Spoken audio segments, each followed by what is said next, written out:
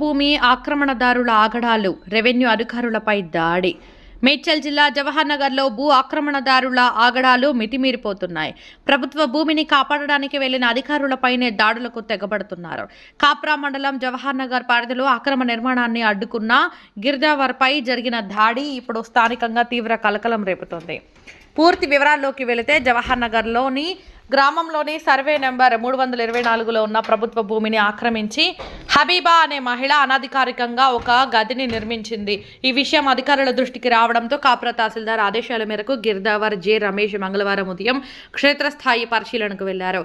ఘటన నేపథ్యం ప్రభుత్వ భూమిలో నిర్మించిన ఆ అక్రమ కట్టడాన్ని తొలగించేందుకు అధికారులు ప్రయత్నించగా సదరు మహిళ హబీబా ఆమె మరియు ఆమె కుమారుడు షరీఫ్ తీవ్రంగా అడ్డుకున్నారు. విధుల్లో ఉన్న గిర్దావర్పై షరీఫ్ అనే వ్యక్తి ఒక్కసారిగా భౌతిక దాడికి పాల్పడ్డారు. ప్రభుత్వ అధికారిని అని కూడా చూడకుండా దురుసుగా ప్రవర్తించడంతో అక్కడున్న వారంతా షాక్ గురయ్యారు.